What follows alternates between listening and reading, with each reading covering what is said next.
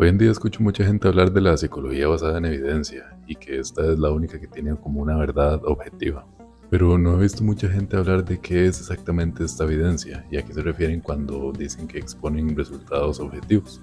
¿De dónde surge la idea de que algo es verdadero porque ha sido comprobado? Hoy quiero hablar de eso, de dónde nace la idea de evidencia científica en el campo de la psicología, ¿verdad? Que es el que me corresponde. Para poder responder más o menos a la pregunta de que si es verdad que la ciencia es el único camino para encontrar una verdad en la psicología. Bueno, digamos que la construcción del conocimiento científico empieza de una forma muy simple. Es un método que consiste en observar eventos individuales para luego crear leyes universales a partir de eso. Esto da pie a propuestas simples. Por ejemplo, si algo se repite muchas veces, debería ser una regla. Observo varios casos, anoto lo que se repite y en base a esto construyo una ley general. Esto se conoce como método inductivo, que básicamente es pasar de eventos particulares observables a generalizaciones universales. Por ejemplo, si veo 100 cuervos en lugares distintos y todos son negros, significa entonces que todos los cuervos son negros. El problema con esto es que por más que algo haya pasado 1000 veces, siempre puede haber algo que lo contradiga. Digamos que solo con un ejemplo contrario ya la generalización no sirve más. A mí nada me garantiza que no sea posible ver un cuervo rojo, por ejemplo, por más que haya visto miles de cuervos negros. Este es uno de los tantos problemas que tiene la inducción. Alguien podría, sin embargo, argumentar en favor de la inducción que esta no se supone que tiene que dar certezas, sino más bien probabilidades. Pero esto no resuelve el problema entonces de que no se puede sacar una ley universal en base a cualquier evento individual. Bueno, pero entonces podríamos decir que la ciencia actualmente no usa el inductivismo, lo cual es cierto. Ya hoy en día se superó esa forma ingenua, digamos, de pensar la ciencia, porque hoy en día usamos el conocido método científico. Es un proceso que garantiza la uniformidad y la objetividad del conocimiento científico. Pero ¿de verdad lo garantiza? Funciona más o menos así. Primero se observa un fenómeno, luego a partir de este fenómeno se formula una hipótesis y se hacen experimentos para comprobarla. Y si los resultados corresponden a lo estudiado, la hipótesis se valida. Digamos que sí funciona a grandes rasgos este modelo de investigación. Pero toda esta construcción del método científico tiene más contexto. Uno de los primeros en hablar de este tema fue Karl Popper. Él propuso varias críticas a este método, empezando por el hecho de que cada hipótesis se plantea a base de un problema. ¿Y esto por qué es importante? Porque cada problema es contextual. Es decir, para cada investigador es distinto lo que puede ser un problema y lo que no. Este es uno de los argumentos que contradice el tema de la objetividad, porque ¿cómo puede ser objetivo algo que depende del observador que lo esté evaluando? Digamos, ¿qué criterios se utiliza, por ejemplo, en psicología para saber qué es un problema y qué no en una persona? Pero bueno, Popper decía que la ciencia no avanza afirmando hipótesis, sino más bien refutándolas. Y aquí él introdujo el concepto del falsacionismo. Básicamente implica que una teoría no es científica por haber sido comprobada muchas veces, sino por poder ser falseable.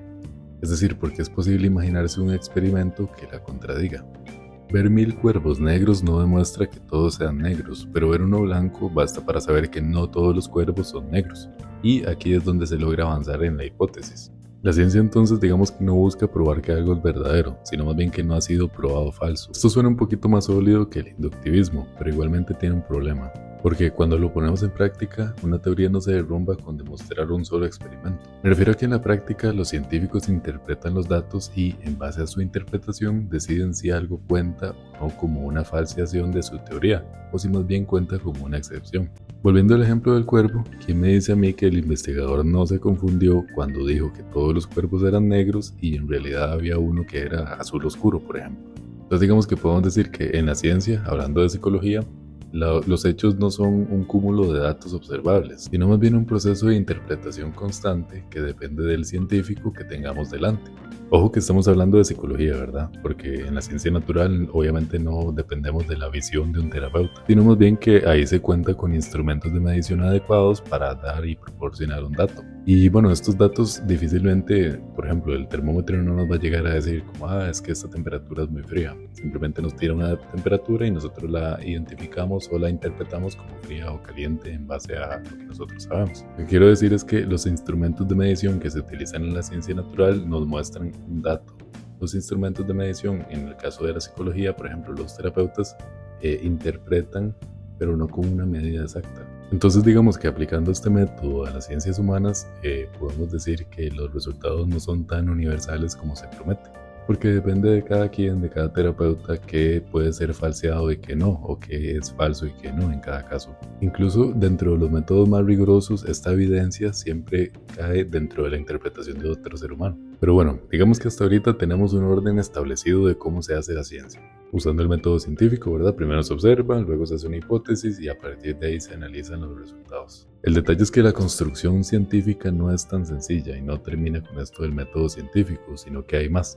En los años 60 apareció un personaje muy importante para todo esto, Thomas Kuhn, que él llegó y introdujo el concepto de paradigma. Digamos que es un concepto un poco amplio y no hay una definición exacta, pero digamos que es una manera de entender el mundo. Es un marco teórico que organiza lo que se considera válido y no válido dentro de un campo. Entonces, dentro de la definición de paradigma, digamos que los científicos trabajan en base como a este kit de herramientas o todo lo que significa el paradigma para en base a eso, en base a esa base dura, trabajar y resolver los problemas que vienen. Vemos que el paradigma también incluye como un set de herramientas para que los científicos trabajen en base a esas herramientas aceptadas o conceptos teóricos que son como un consenso de que todo el mundo está de acuerdo, ¿verdad? Lo que pasa es que si hay problemas que no se pueden resolver con estas herramientas, empiezan a llamarse como anomalías. ¿Y qué son las anomalías? Cosas que dentro del paradigma no se pueden explicar, al menos con las teorías vigentes. Entonces, cuando momentos así empiezan a suceder, en la ciencia se llama como una crisis. Y para resolver esta crisis que se genera al no poder resolver las anomalías porque la base es insuficiente, se cambia de paradigma, ¿verdad? Para poder resolver el problema que está causando todo esto. Eso se conoce como una revolución científica. Ojo, no una evolución, porque estamos cambiando de base completamente. Estamos cambiando de paradigma para poder resolver lo que el antiguo paradigma daba como insuficiente. Es importante resaltar el tema de que es una revolución, por lo tanto se cambia la base de conocimiento, lo que antes era conocimiento ya no lo es, porque estamos cambiando de paradigma, ¿verdad? Para poder resolver los problemas. Esto es importante porque lo que antes era conocimiento ya no necesariamente lo va a ser. Y lo que antes era absurdo, por ejemplo, se puede considerar como algo científico o incluso fundamental. Relacionado a todo este tema hay otro autor que es muy importante, Imre Lakatos. Él a grandes rasgos decía que no trabajamos únicamente con un único paradigma, sino que la ciencia trabaja con algo que él llama programas de investigación. Bueno, a grandes rasgos consisten en dos partes, núcleos duros, que vienen a ser como ideas incuestionables para la ciencia. Por ejemplo, en el psicoanálisis está la idea del inconsciente, ¿verdad? Esta idea es incuestionable en el sentido de que ninguna rama del psicoanálisis se cuestiona que el inconsciente exista o no exista. Pero, según el autor, sí se cuestionan el contenido inconsciente y las maneras distintas de las que éste se puede interpretar. Esto Lakatos lo llama anillo protector, que son como las proposiciones o las hipótesis que están alrededor de la idea central o del núcleo central y son las que se ponen en cuestión, ¿verdad? Entonces las interpretaciones del inconsciente es lo que se pone en cuestión, no tanto la idea de inconsciente en sí. Pero bueno, entonces, ¿qué podemos sacar de todo esto? Que lo que representa el cambio científico no depende únicamente de la evidencia, sino también de lo humano, del contexto histórico en el que se vive y de factores sociales y humanos en general. Básicamente del que venga a ser el paradigma o proyecto de investigación imperante de esa época. Básicamente que la ciencia es ciencia en base a lo que la comunidad acepte y lo que la comunidad no acepte como ciencia y pues pasa a ser como descartado o digamos o rechazado. Un ejemplo que tal vez es un poco desviado, ¿verdad? Es el tema de las quemas de brujas, que en ese momento ellas por aportar ideas locas o ideas que no eran acorde al paradigma imperante en ese momento, y se les excluía y bueno, en este caso se les mataba, ¿verdad? Entonces digamos que en este contexto las teorías no caen necesariamente porque se refutan, sino porque dejan de convencer a una comunidad en particular.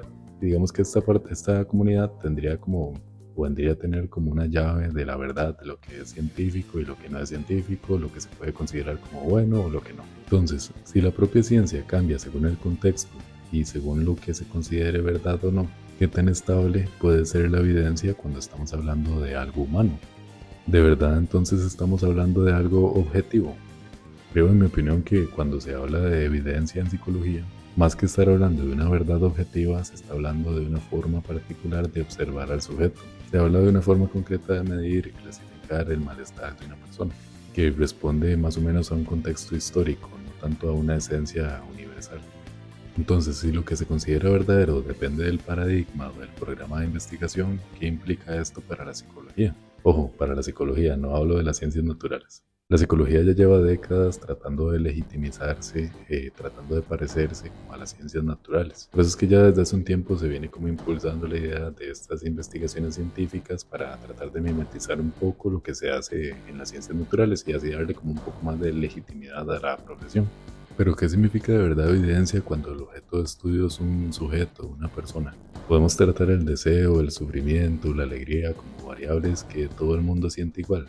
¿De verdad todos sufrimos igual, de la misma forma, o todos nos alegramos de la misma manera? ¿Cómo sería entonces posible unificar un criterio a partir de algo que es tan individual, tan subjetivo?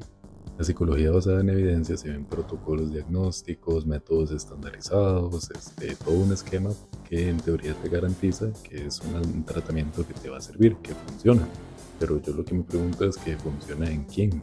¿Funciona en todos los sujetos o solo en algunos, dependiendo de ciertas condiciones o cómo funciona? Creo que el problema de la psicología en este sentido está no tanto en la búsqueda de rigurosidad, sino más bien en la falsa prensa de que esto es algo objetivo.